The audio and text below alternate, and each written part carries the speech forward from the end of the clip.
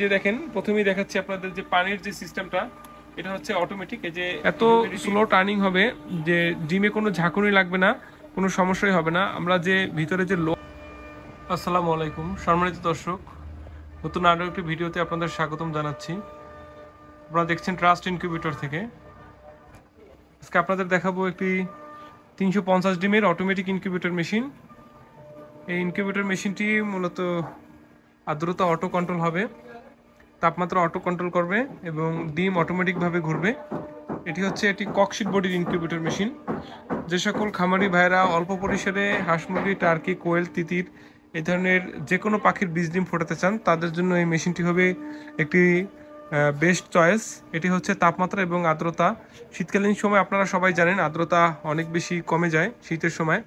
তো দেখেন এখানে আমরা যদি একই কন্ট্রোলার দিকে একটু দেখাই, এখানে একটি কন্ট্রোলার ব্যবহার করেছে W3005 এবং একটি W3001 কন্ট্রোলার ব্যবহার করা হয়েছে। এখানে যে W3005টি ব্যবহার করেছে এটা খুবই ভালো এবং রিলায়েবল এবং সঠিক রিডিং দেয়। পাশাপাশি আমরা একটা হাইগ্রোমিটার থেকে আমরা রিডিংটা কিন্তু দেখতে পাচ্ছি। দেখেন হাইগ্রোমিটারে কিন্তু আছে 83 আর এখানে আছে 84, তার মানে খুবই কাছাকাছি রিডিং। আর এটা হচ্ছে W3001-এর একটি অরিজিনাল কন্ট্রোলার এবং নিচের দিকে দেখতে পাচ্ছেন টাইমার মোটর টার্নিং করার জন্য।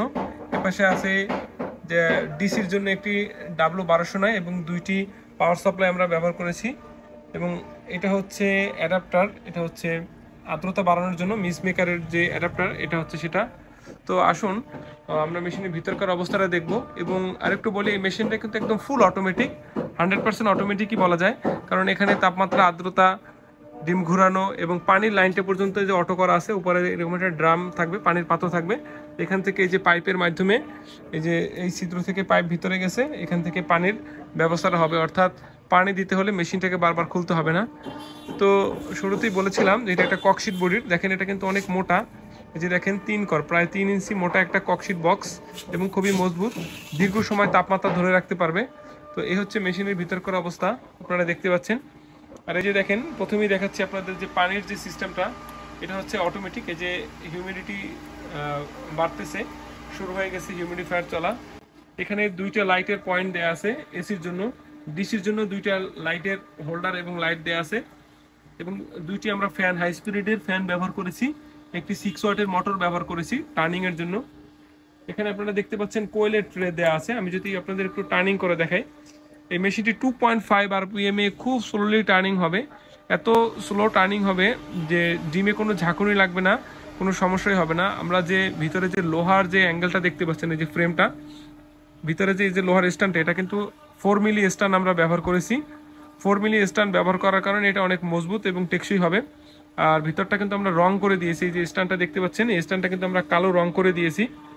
স্ট্যান্ডটা রং করলে হয় কি, এটা জং পড়ে না, দীর্ঘস্থায়ীটা আরও বেশি হয়। তো এখানে দেখেন আমরা কাস্টমাইজ করে যে আমরা যে কোয়েলের ট্রেগুলো সেট আপ দিয়েছি, এটা হচ্ছে একটা 88 ডিমের এগেনস্টে আপনারা দুইটা 117 ডিমের কোয়েলের ট্রে বসাতে পারবেন। এই ট্রেগুলো আমরা কাস্টমাইজ করে দিয়েছি যাতে যে 88 ডিমের একটা ট্রের সাথে খুব সহজেই রিপ্লেসমেন্ট করা যায়। এটা হচ্ছে একটা 88 ডিমের এই যে ট্রে, এটার সাথে খুব সহজেই রিপ্লেসমেন্ট করা যাবে। তো 3টা থাক আছে, টোটাল 700 সেটার হবে এখানে 3 থাকে। আর যদি মুরগির ক্ষেত্রে হিসাব করেন, এভাবে যদি একটা ট্রে মুরগির থাকে, তাহলে এই একটা ট্রেতে থাকবে 88টা, অর্থাৎ 3 88 264 সেটার। এবং নিচে কিন্তু হ্যাচিং করতে পারবেন আরও 88টি। কোয়েল প্যাকের ক্ষেত্রে নিচে 300-র মতো হ্যাচিং করা যায়, 300 দরকার নেই। আপনি এই যে 2 ট্রে আছে, অর্থাৎ 234টি নিচে হ্যাচিং করবেন, অর্থাৎ প্রতি ধাপে ধাপে আপনি ডিম দেবেন। এটার সিস্টেমটা হলো, প্রথমে এক ধাপে ডিম দেবেন এক ট্রেতে, এই ডিমটা দেওয়ার 7 থেকে 8 দিন পরে আবার দ্বিতীয় থাকে দেবেন, এর 7 থেকে 8 দিন পর তৃতীয় থাকে দেবেন। এভাবে করে ওইভাবে আবার ফ্রিকোয়েন্টলি ডিমগুলোকে নিচে নামাবেন। এছাড়াও এই মেশিনে সব কিছু অটোমেটিকভাবে কাজ করবে। তারপরে যদি কোনো কিছু আপনাদের বোঝার সমস্যা হয় বা ইউজার ম্যানুয়াল মেশিনের সাথে থাকবে এবং আমরা পূর্ণাঙ্গ গাইডলাইন দেব মেশিনটা কীভাবে কী পরিচালনা করবেন। দেখেন এই যে ককশিটটা কিন্তু অনেক মজবুত, 24 ঘন্টাও যদি বিদ্যুৎ না থাকে এটা কিন্তু তাপমাত্রা ধরে রাখবে। এছাড়া হচ্ছে যাদের বাসায় সোলার আছে বা ব্যাটারি সিস্টেম আছে, তারা কিন্তু এই যে 12 ভোল্টের যে ব্যাটারি আছে, এই ব্যাটারি এই ক্লিপের সাথে লাগিয়ে দিলে এখানে যে ডিসি লাইটগুলো জ্বলবে, খুব সহজে আপনারা চালাতে পারবেন।